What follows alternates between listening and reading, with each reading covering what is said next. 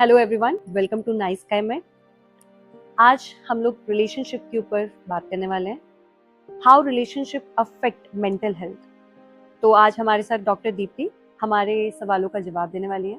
So welcome doctor Deepti. Thank you. जैसे कि हम देख पा रहे हैं आजकल के सिनेरियोज में, आजकल की लाइफ्स में जो हम लोग देख रहे हैं, ज़्यादातर लोगों को रिलेशनशिप से लेके बड़ा प्रॉब्लम्स है। बेसिकली मदर्स के टाइम पे भी होता था, बट हम लोग समझ नहीं पाते उस चीज़ों को। मैं अपनी मम्मी की बात करती हूँ या फिर किसी भी मदर की बात करती हूँ ऑल ओवर इंडिया में या फिर कहीं बाहर भी, काफी चिड़चिड़ी हो जाती है। मदर्स नोन एज अ चिड़चिड़ा person of the house. Why it is, मतलब ऐसा क्यों होता है? हमने आज तक समझने की इस चीज को कोशिश नहीं किया, बट क्या हम इसको बोल सकते हैं कि रिलेशनशिप मेंटल हेल्थ पे असर डालता है? हाँ बिल्कुल, मेंटल हेल्थ का सीधे सीधे असर है हमारे रिलेशनशिप पे, और हमारे रिलेशनशिप का सीधे सीधे असर है हमारे मेंटल हेल्थ पे। आप ऐसे समझो कि आप जब खुश रहते हो तो आप मेंटली फिट भी रहते हो, ठीक है, चाहे वो रिलेशनशिप हो या मेंटल हेल्थ से रिलेटेड हो। अगर आप मेंटली खुश हो तो आपके रिलेशनशिप भी सही जाते हैं। तो ये दोनों एक दूसरे से इंटरकनेक्टेड है। जहाँ तक हम बात करें मदर्स की, तो आपसे मैं यहाँ एक सवाल करना चाहूँगी, हमारा पूरा परिवार कौन संभालता है? मदर। मदर, द लेडी जो दिन भर सुबह से लेकर रात तक, फिर नेक्स्ट डे की तैयारी तक पूरे घर को संभालती है, पूरे परिवार को संभालती है, उसका मेंटल हेल्थ सबसे ज़्यादा सफ़र करता है। और ये बहुत ही अनफॉर्चुनेट है कि हम इस चीज़ पे ध्यान नहीं देते। हमें लगता है मदर्स चिड़चिड़ करती हैं। मदर्स क्यों चिड़चिड़ करती हैं ये समझने की हमने कभी कोशिश नहीं की। मैं एक बेसिक सा सवाल यहाँ उठा देना चाहती हूँ। ये मैंने खुद भी फील किया था जब मैं छोटी थी, और आज जब मेरी बेटियां मुझसे पूछती हैं आज खाना क्या बनेगा, मोस्ट इंटरेस्टिंग और most disturbing question, and difficult as well. Difficult. ये माओ को सोचना है कि क्या बनेगा, और बहुत इजी सा सवाल है और बहुत इजी सा जवाब भी है, कुछ भी। लेकिन कुछ भी क्या होता है ये किसी घर में कहीं नहीं बनता, ये स्ट्रेस मार लेती है। ये मैंने मजाक में आपको एक बात बोल दी, पर बहुत इंपॉर्टेंट बात है। अब जो लेडी सुबह से रात तक ये प्लान करती है कि सुबह क्या बनेगा, दोपहर में क्या बनेगा, डिनर में क्या बनेगा, उसका मेंटल स्टेटस क्या होगा? डेफिनेटली परेशान होंगी। तीनों टाइम एक चीज तो आप खाओगे नहीं। और फैमिली मेंबर क्या करते हैं, हम क्या करते हैं, इजीली बोल देते हैं ये क्या बनाया है, ये तो खाएंगे नहीं। कुछ भी बनाने बोला था इसका मतलब ये थोड़ी ना कुछ भी बना दो, ऐसी सब्जी बना दी, नमक कम है। राइट। तो क्या इम्पैक्ट पड़ा उस लेडी के मेंटल हेल्थ पे? बहुत ही बुरा, क्योंकि ये एक दिन की बात नहीं है। दिस इज नॉट फॉर 24/7, ये पूरे लाइफ की बात है। तो ये बहुत छोटा सा एग्जाम्पल दिया मैंने मजाक में, लेकिन बहुत ही सीरियस नोट पे, कि छोटी छोटी चीज़ों का हमारे रिलेशनशिप पे बहुत असर पड़ता है, और ये डायरेक्ट और इनडायरेक्ट वे में हमारे मेंटल हेल्थ को भी डिस्टर्ब करती है और साथ ही साथ बूस्ट भी करती है। So we have multiple question from a viewers, और हम चाहते हैं कि आप हमारे व्यूअर्स को जवाब दें। काफी लोग ना बहुत ज्यादा मतलब परेशान हो जाते हैं रिलेशनशिप को लेके, ठीक है। I mean a couple relationship. तो ये कपल रिलेशनशिप मेंटल हेल्थ में कैसे असर डालता है? Basically how it affects the relationship. जो कि मैं देख रही हूँ आजकल डिवोर्स केसेस बहुत हो रहे हैं, रिलेशनशिप टूट रहे हैं, एंड मेनी मोर। तो ये एक सवाल सबसे इंटरेस्टिंग एंड सबसे ज्यादा पूछा गया है। बिल्कुल, अगेन हम रिलेशनशिप पे बात कर रहे हैं। कपल मैरिड हो अनमैरिड हो, रिलेशनशिप में जो सबसे ज़रूरी है, जो हमें खुश रखता है, वो एक दूसरे के साथ बॉन्डिंग है। वो बॉन्डिंग कैसे बनेगी? कम्युनिकेशन। कम्युनिकेशन, एक दूसरे से जितनी बातचीत हो रही है, हम एक दूसरे पे ट्रस्ट करते हैं, एक दूसरे को समझते हैं, वो हमारी बॉन्डिंग को मजबूत करता है। साथ ही साथ हमारे मेंटल हेल्थ को भी बूस्ट करता है, साथ ही साथ हमारे सेल्फ स्टीम को भी बूस्ट करता है। तो छोटे छोटे स्टेजेस में ये रिलेशनशिप को बनाता है और बिगाड़ता है, ठीक है। उसी तरह मेंटल हेल्थ पे भी रिलेशनशिप का इम्पैक्ट छोटे छोटे स्टेजेस में होता है। आप एक ही झटके में डाइवोर्स तक नहीं जाते हो, आप धीरे धीरे जाते हो। धीरे धीरे उसकी एक एक स्टेज कवर होती है, जहाँ आके आप एक समय के बाद उस रिलेशन को नहीं आगे फॉरवर्ड कर पाते हो। काफी रिलेशनशिप 4 साल का रिलेशनशिप होने के बाद इंसान तोड़ देता है, या फिर कोई इंसान आता है शादी की बात करने और फिर उसके बाद भी वो तोड़ देता है, या फिर कहता है कि नहीं मुझे तो अपनी एक्स ही पसंद थी, या फिर नहीं मुझे तो अपना मतलब मुझे एक लड़की पसंद आ गई, न्यू मैं उसके साथ जाना, तो व्हाट इज दैट, मतलब ये रिलेशनशिप में that is not इतना relationship, that is not actually relationship. वो एक अलग सिनेरियो है, वो पर्सनालिटी पे भी मैटर करता है। आप सर्टेन हो ही नहीं, आप श्योर हो ही नहीं कि आपको लाइफ से चाहिएगा। सबसे पहले हमें ये समझने की जरूरत है कि हमें खुद से क्या चाहिए। मैं पहले खुद को समझूंगी तब तो आपके साथ रिलेशन जोड़ूंगी। मुझे क्या चाहिए, what is my values, what is my need, then I will decide ना who will be become my partner. I think ये सबसे ज्यादा मेंटल हेल्थ पे लोगों के असर डालता है। बिल्कुल हमारे सोसाइटी में या पहले भी होता था, अभी भी होता है, और अनफॉर्चुनेट है कि यंग जनरेशन या हमारे पहले की जनरेशन भी, आई वुड इंक्लूडेड, क्योंकि जो आज के समय में इंडिया में सिनेरियो है, डिवोर्स केसेस बहुत बढ़ रहे हैं। correct. आने वाले एक डिकेड में इंडिया में शायद लोग शादी नहीं करना चाहेंगे। ये भी एक नेगेटिव साइड है, लेकिन इन सब का कारण बहुत कुछ है, सिर्फ एक एस्पेक्ट नहीं है। पर जो बेसिक कारण है वो एक दूसरे को समझना है, और उससे भी जरूरी जो बेसिक कारण है वो खुद को समझना है। What is my need, basically communication is a की। डेफिनेटली, क्योंकि आप जितना बात करोगे उतना एक दूसरे के साथ खुलोगे, एक दूसरे को समझोगे, और उतना ही ट्रस्ट, उतना ही बॉन्ड बनेगा। अगर वो कम्युनिकेशन ट्रांसपेरेंट नहीं है, ऑनेस्ट नहीं है, तो रिजल्ट भी नेगेटिव ही आएंगे। ओके, ऐसे कौन से साइंस होते हैं कि हमें पता चलता है कि ये हमारी मेंटल हेल्थ को अफेक्ट डाल रहा है रिलेशनशिप में? बहुत से होते हैं, लेकिन हर छोटी छोटी बात को हम अपने मेंटल हेल्थ से नहीं जोड़ सकते। रिलेशनशिप कभी भी बहुत स्मूथ नहीं चलता, बहुत से अप एंड डाउन होते हैं। पहले के बुजुर्ग लोग बोलते थे, अभी भी बोलते हैं, कि रिश्तों को निभाने के लिए बहुत सी चीज़ों में कॉम्प्रोमाइज़, एडजस्टमेंट करनी पड़ती है, तो बहुत सी चीज़ें इग्नोर भी करनी पड़ती है। लेकिन कुछ ऐसे साइन हैं जिन्हें हम टॉक्सिक कह सकते हैं, जो रिलेशनशिप को बहुत टॉक्सिक बना देते हैं, उन पे ध्यान देने की ज़रूरत है। उनको हम रेड फ्लैग्स भी कहते हैं।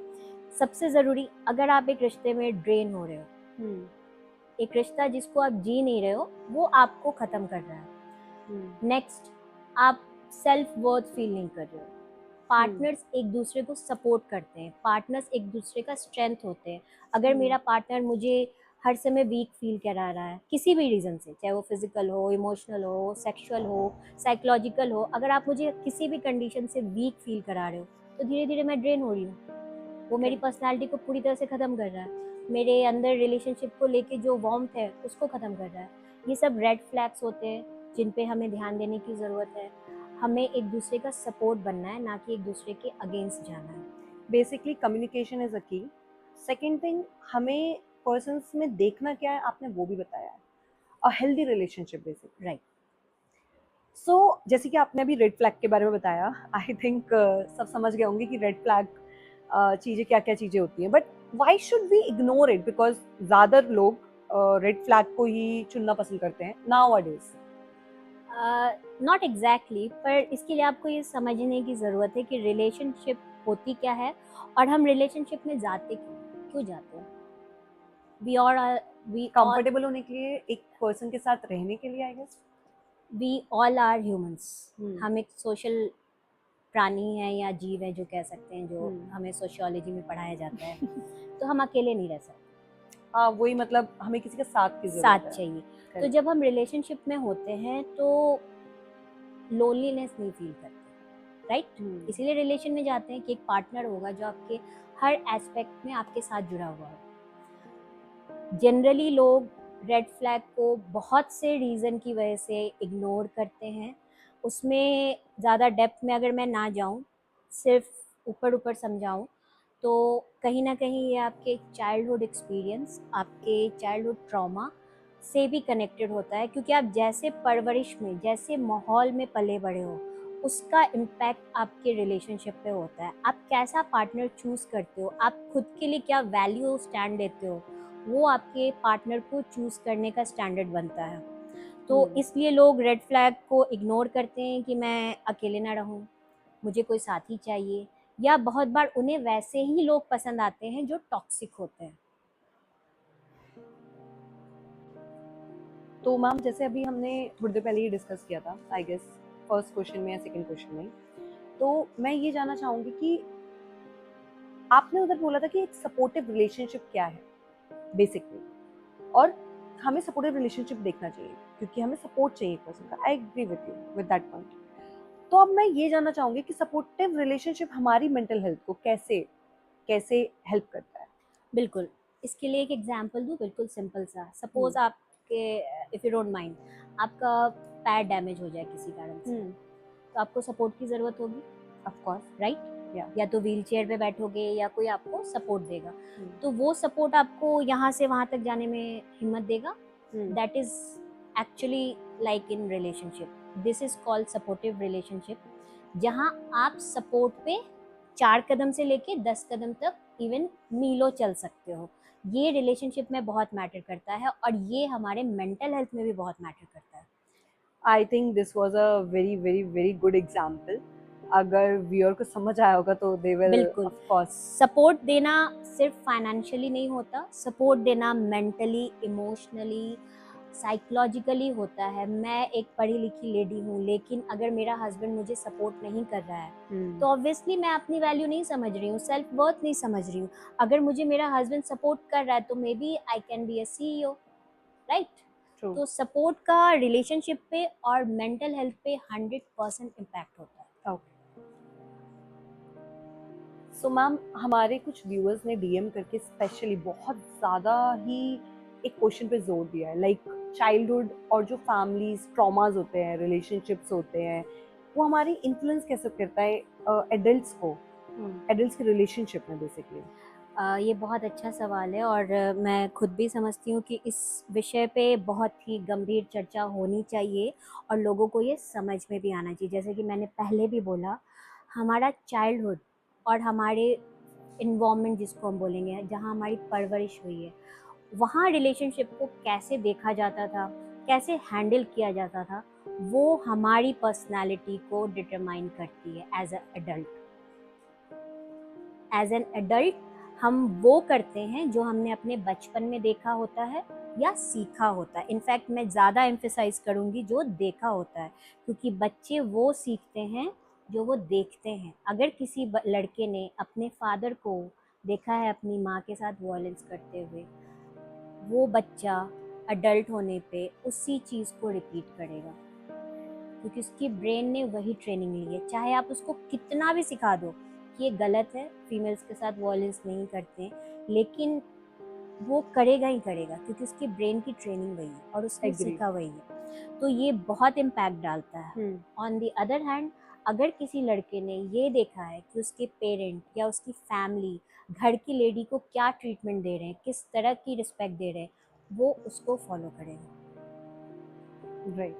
इसीलिए हम कहते हैं कि एक बच्चे की बुनियाद परिवार में बनती है। हम उसको वो सिखाते हैं इनडायरेक्टली जो वो बनते हैं।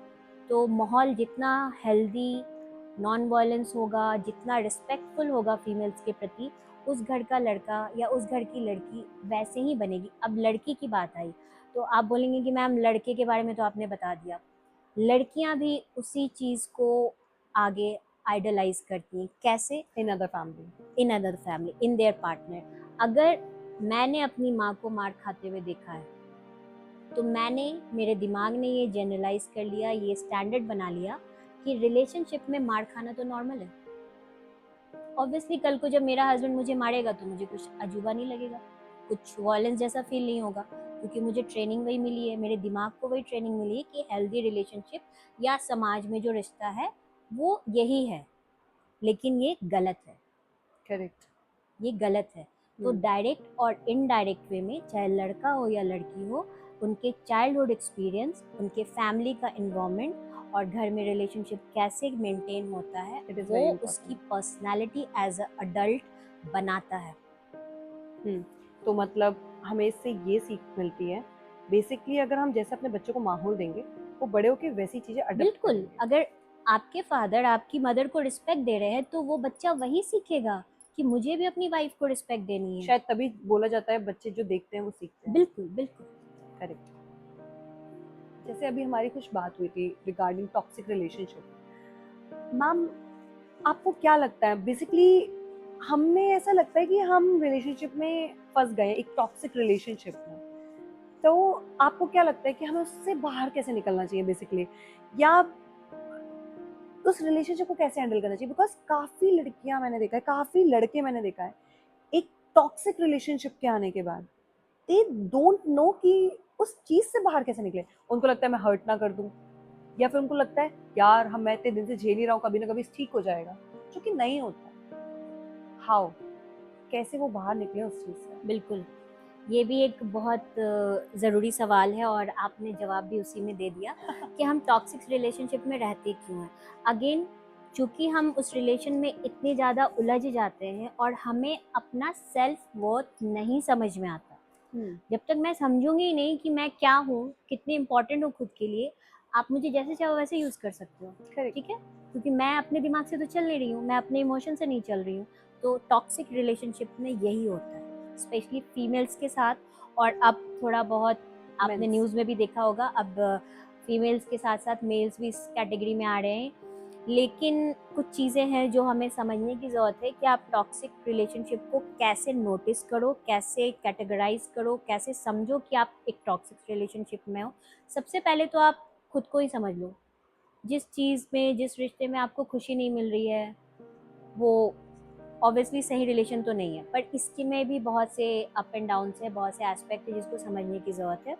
लेकिन अगर आप टॉक्सिक रिलेशनशिप में अपने आप को देखते हो, तो सबसे ज़रूरी चीज़ और सबसे पहला स्टेप है सेट अ बाउंड्री। आपको पता होना चाहिए कि मेरा पार्टनर इस लेवल तक जाके मेरे साथ मिसबिहेव करेगा, तो मुझे कहाँ पे चेक लगानी है, कहाँ पे बाउंड्री डालनी है कि मैं इससे ज़्यादा नहीं बर्दाश्त करूँगा या करूँगा, है ना? ये बाउंड्री डालना जितना मैं इजली बोल रही हूँ उतना आसान नहीं है। आपको Right. Again Correct. अपने सेल्फ वर्थ समझना होगा, अपनी इम्पोर्टेंस समझोगे। You are most important person in this planet. अगर ये नहीं समझोगे तो आप उस बाउंड्री को कभी बना ही नहीं पाओगे, क्योंकि आपके माइंड को, आपके इमोशन को सामने वाला कंट्रोल कर रहा है। I think everyone have to know that I love myself is a most important most part. Important thing as a human, you are a unique person. As a human आपको ये समझने की ज़रूरत है कि self worth, I am important. अगर मैं खुद की इम्पोर्टेंस नहीं समझ रही हूँ तो मैं आपकी भी नहीं समझूंगी। Correct. And to be very honest, मुझे ऐसा लगता है self worth is the most important thing. आप एब्सोल्युटली, अपने आप से प्यार करोगे तभी तो आप तो दूसरे आप से दूसरों करोगे। से प्यार कर पाओगे, बिल्कुल और आपको अपनी इम्पोर्टेंस भी पता चलेगी, प्लस आप अपनी इम्पोर्टेंस सबको बता भी पाओगे। बिल्कुल। तो टॉक्सिक रिलेशनशिप को समझने के लिए ये पहला स्टेप है। उसके बाद है थोड़ी सी कम्युनिकेशन ठीक कर सकते हैं। बहुत से रिलेशनशिप में देखो, टॉक्सिक जब हम बोलते हैं ना, तो कुछ भी अचानक से नहीं हो जाता। अचानक से करेक्ट। कोई पेड़ नहीं बनता। पहले आप सीड डालते हो, फिर वो स्प्राउट बनता है, फिर वो प्लांट बनता है। इस तरह करके एक एक स्टेजेस कवर होते हैं। तो जो बंदा या बंदी टॉक्सिक कैटेगरी में आ रहे हैं वो भी अचानक से नहीं हुए हैं। तो अगेन कम्युनिकेशन एक रोल प्ले करता है रिलेशनशिप में, टॉक्सिक रिलेशनशिप को सुधारने में। लेकिन फिर भी अगर वो ना सुधरे तो आपको वो बाउंड्रीज क्रिएट करनी है। सेकेंडली, उसके बाद भी ना सुधरे तो this is a red flag for you. आप काउंसलर से हेल्प लीजिए, साइकोलॉजिस्ट से हेल्प लीजिए, थेरेपिस्ट से हेल्प लीजिए, कपल काउंसलिंग रिलेशनशिप कीजिए। काउंसलर्स होते हैं। यस, कपल काउंसलर्स होते हैं।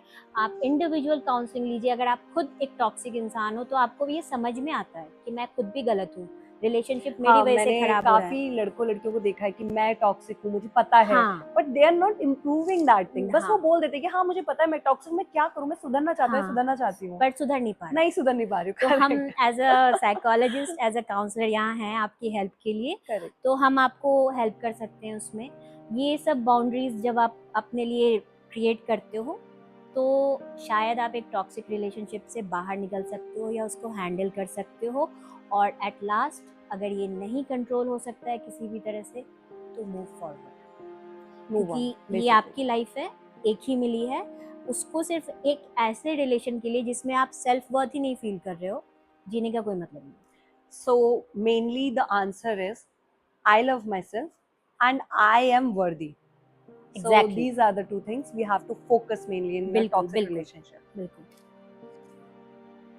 जैसे कि आपने अभी थेरेपी के बारे में बताया, तो क्या थेरेपी हेल्प कर सकती है रिलेशनशिप को एक रिपेयर करने के लिए बेसिकली, या रिलेशनशिप को बचाने के लिए, as we have talked about counsellors, relationship counsellors and many more, और मैंने ना कई बार डिवोर्स केसेस में भी देखा है, उसमें भी रिलेशनशिप काउंसलिंग मिलती है। I am so sorry, so I want to know about that as well.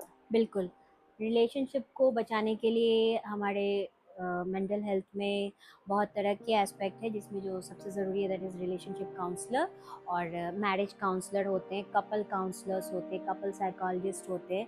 इनका काम कपल्स के रिलेशन में जो प्रॉब्लम आ रही है, चाहे वो जिस तरह की भी हो, जिस लेवल की भी हो, उस पे काम करना होता है। कपल थेरेपी है तो दोनों को बैठना होगा। साथ ही साथ अगर मुझे या आपको लगता है कि आप रीज़न हो, बहुत बार लोग फील करते हैं कि मैं रीज़न हूँ अपने रिलेशनशिप के ख़राब होने में, और वो उस पर हेल्प लेना चाहते हैं, तो आप इंडिविजुअल काउंसलिंग में भी वो हेल्प ले सकते हैं। इवन मैं तो कहूँगी कि रिलेशनशिप में जाने से पहले काउंसलिंग लीजिए। That's what my point was, marriage counselling means marriage से पहले counselling? No, it's for couple, okay. Married couple. But individual counselling में आप काउंसलर की मदद से, साइकोलॉजिस्ट की मदद से सीख सकते हो कि हमें रिलेशनशिप में क्या क्या चीज़ें समझने की ज़रूरत है। किसी पर्टिकुलर बंदे या बंदी को अपने लिए सेलेक्ट करने से पहले हमें खुद को समझने की ज़रूरत है कि मेरी क्या रिक्वायरमेंट है रिलेशनशिप के लिए। हम उसमें हेल्प करते हैं लोगों को। Okay, understand. Is being single is better than being in a bad relationship? Yes, being single is best than being in a bad relationship or a toxic relationship, but not in a marriage or in a relationship. You can't compare it in a relationship. अगर toxic और bad relationship की बात करें तो single रहना बहुत ही बेहतर है, क्योंकि ये आपको स्पेस देता है, ये आपको उन सारी परेशानियों से दूर रखेगा जो रिलेशनशिप में होती है। लेकिन इसका ये मतलब नहीं है कि आपको रिलेशनशिप में नहीं हील होना चाहिए। करना, ग्रो करना, ये सब। बिल्कुल बिल्कुल, लेकिन रिलेशनशिप की अलग वैल्यू है, वो अलग चीज़ है, वो अलग मैटर करता है। लोग रिलेशनशिप में ग्रो करते हैं, ग्लो करते हैं, नॉट ओनली ग्लो भी करते हैं। रिलेशनशिप अगर पॉजिटिव हो, हेल्दी हो, तो कहते हैं ना कि इनके चेहरे पे बहुत नूर है, तो वो उनके पार्टनर की वजह से होता है, क्योंकि वो वार्मथ, वो केयर, वो सपोर्ट एक लड़की को या एक लड़के को अपने पार्टनर से मिल रहा है। तो हमेशा या ये नहीं कह सकते कि दैट इज़ स्टैंडर्डाइज कि आपको सिंगल रहना चाहिए। लेकिन हाँ, अगर ख़राब रिलेशनशिप है, टॉक्सिक रिलेशनशिप है, तो उस कंपैरिजन में I would say yes. So this will be our last question ma'am. मैं काफ़ी छोटे टाउन से बिलोंग करती हूँ एक्चुअली में, और काफ़ी लोग काउंसलर्स, मैरिज काउंसलिंग एंड इन सब चीज़ों के बारे में जानते ही नहीं है, टू बी ऑनेस्ट। मेरे माँ बाप को भी अगर आप पूछोगे तो they are good earning person and they are working, but उनको लगेगा ये क्या है, क्यों है। आप इस चीज में लोगों को क्या सजेशन देना चाहते हो, आप व्यूअर्स को क्या सजेशन देना चाहते हो रिलेशनशिप में, बिकॉज हर कोई काउंसलर्स अभी नहीं ले सकता है।